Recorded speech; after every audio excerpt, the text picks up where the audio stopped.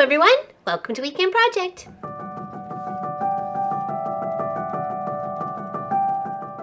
Thanks for joining us, happy to see you. We are working on the first of many panels throughout this year. I have a lot, I'm sure you have a lot. We're gonna make them into quilts, okay? They don't have to be elaborate, they can be nice and simple. That's how we're gonna start off first, and then we're gonna get more elaborate with our borders as we get throughout the year. Okay, so first off is a super simple one. We're going to take this panel here, which it is, I want to make sure I get it right.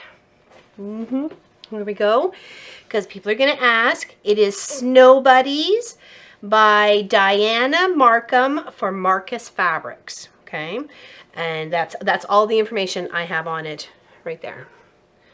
You can see that. Okay, that's all the information I have. Okay, it was gifted to me. I think I may have purchased it. It probably was pretty cheap if I did. I really like the stars in this panel. And you can just take a look at it here. So it's about 22, 23 inches wide this way, and it's a 41 this way for the length of it. I did trim off just the salvage, as you can see, for this project because my pieces that I'm going down on either side to border this out fit pretty exact with that cut. Okay, so and that's how you want to go about if you're building out panels, building your borders for your panels, how long you're going to need. So you don't want to start off with a pinwheel block and know that you can only make 5 of them and then the 6th one's going to be chopped in half, sort of thing, right? So take that measurement, be able to figure it out with the blocks you want to use, the sizes you're going to need. You can always add spacers in between to make sure you're even, nice and even. You only have the 5 pinwheels or something like that. Like just think about it, and it's we'll get there in the end. We're going to come up with all sorts of ideas. So what I did here is I took a 5-inch by 2.5, so great jelly roll buster, stash buster, scrappy, whatever you got going on. I have lots of fabric here and I'm going to be using them this year, that's for sure. So and then I put a 2.5-inch square on the end, and then I just flipped and flopped and made myself a nice little strip that came down the length of the side of my panel. Okay, so I have the here, but I'll show you how I put some of them together. Okay, so like I said, just a 5-inch bit of fabric, and then a 2-inch, 5-inch by 2.5 and 2.5 by 2.5, sorry. And then I just put the 2.5 by 2.5, the square, on one end, and then just, like I said, flipped and flopped it as I went up and down the whole border. I did make sure when I did the one border that I mirrored it as the pieces that I replicated on the other side, but you don't have to do that. That is completely up to you on how you want to use your stash, okay?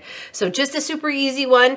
If you have a panel and you're maybe just interested in getting sewing, but you just don't know what else to do with it, don't want to sew long, big strips, this is a way to nicely bust your stash and your scraps, and then, you know, and of course you can use this as a different colored material as well, not just, you know, I have it as a neutral tone, and then you know, you can mix and match, okay? So let's sew a few of these little 2.5ers on top of the 2.5 by 5-inch strip, okay?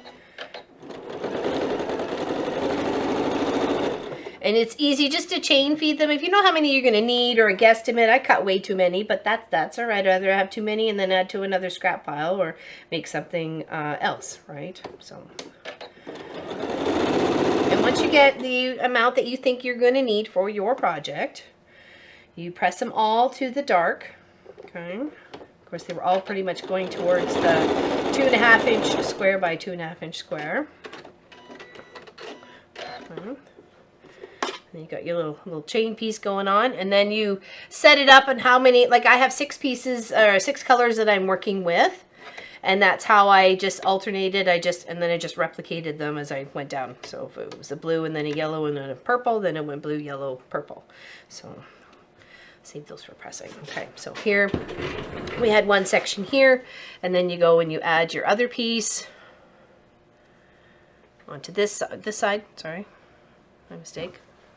That over there. Okay, there.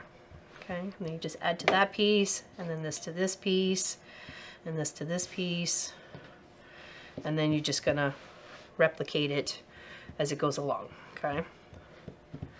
and then you just end up getting a nice long strip to the length that you need for your side of your borders. Okay, now if you want to do the top of your panel as well, like maybe you want it as wider than it is tall, or taller than it is wide, or whatever, then you know you have that option just to build out one or two sides. That's it, right?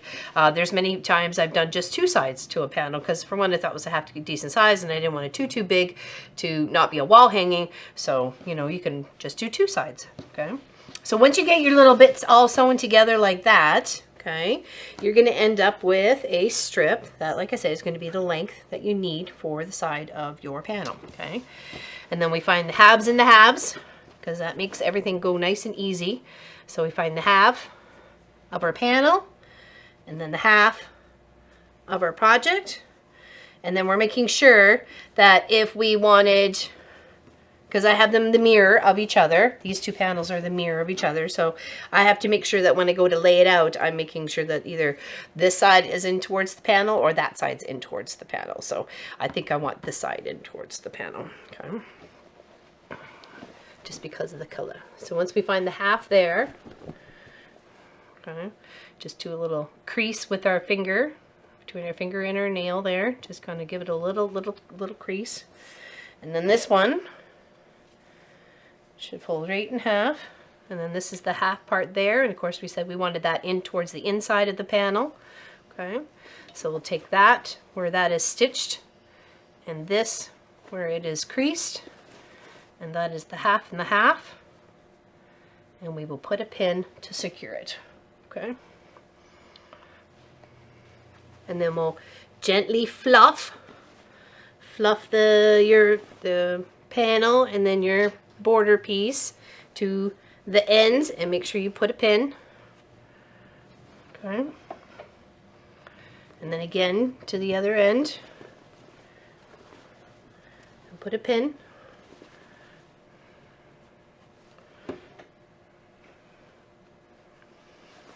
And then you put ones in between, and it should equal out.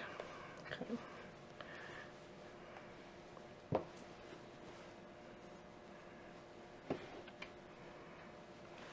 Always measure too. Like you got your 3 measurements, your top, your middle, and your bottom when it comes to panel pieces, or even when it comes to quilt projects, right? So you got to make sure both sides of your borders are the same length. And you just sometimes, if the panel or the quilt top is a little fuller on one side than the other, you just gotta work it in to make it nice and square. Okay. Sometimes you just got a little fluff.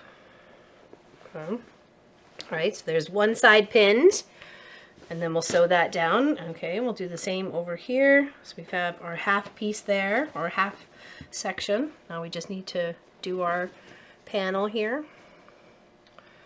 Crease it just a smidge. And then our half from the border. Try and fold it that way so it's to the dark, and again just trying to lightly fluff it to get to the other side, and then same.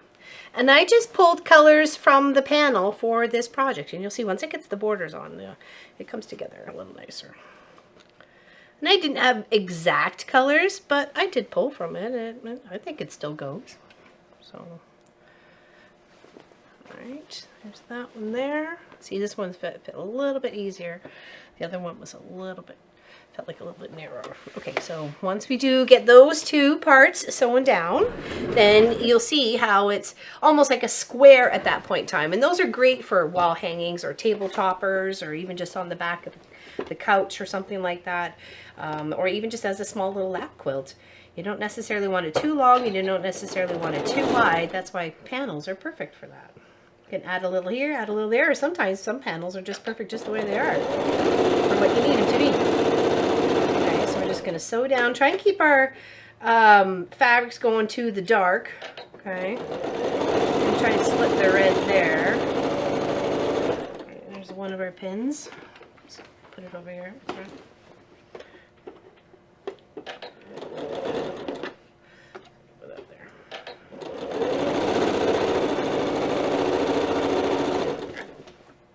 I just want to get off to the new year on a good start. I have quite a few panels and been gifted some panels over the years. I really just would like to kind of focus on that a little bit and get them done and sorted and learn borders along the way, along on this journey. How to make pretty borders without it just being just a strip of fabric, right?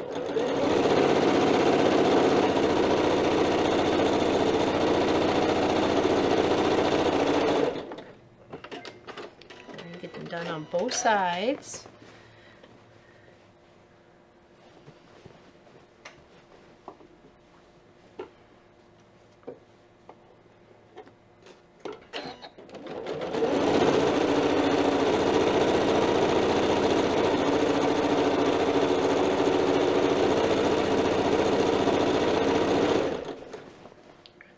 Fluff a little bit. Take the pin out.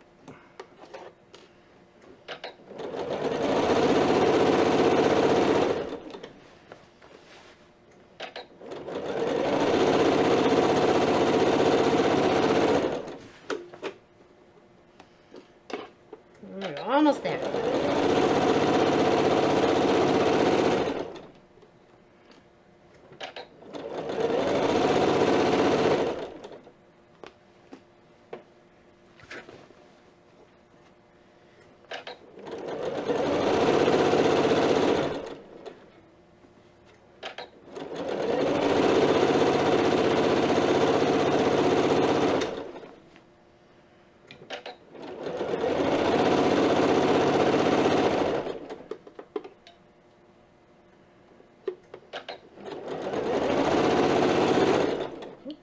Now, we give that a little press.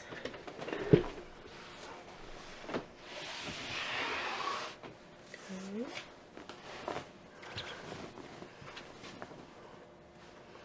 Let's take our pin out.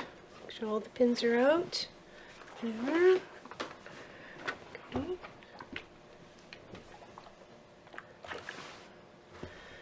There. And then flip. Press again.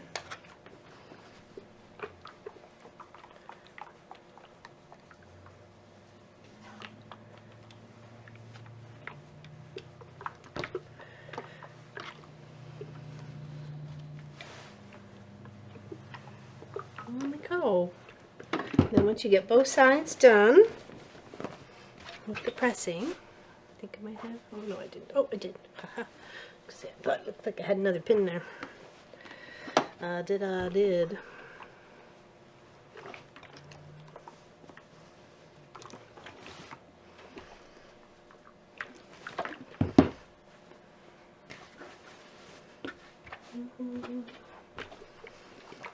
was a good New Year's, quiet, which is nice, because that's how we like it. I don't even think I heard any fireworks, so yes, it's a good time was had. Okay, there we go. And that is perfect. That's a great gift to give somebody come Christmas. So if you start busting your panels with me, we can have at least 12 gifts by Christmas time for 2023, okay? So we got this. We got this. And they're easy enough to quilt on the machine. Just do some straight stitching or stitching in the ditch. Do some gentle curves. Nothing too fancy. Just get her done. Right? So thank you, everybody. Big hugs to you. Hope you're having an amazing start to the year for 2023. And we'll see you Saturday at 1 p.m. for our live stream. And then we also have another Cross Stitch Tuesday live stream on Tuesdays at 11 a.m. Eastern. So come join us. Okay? Take care. Big hugs to you and your family.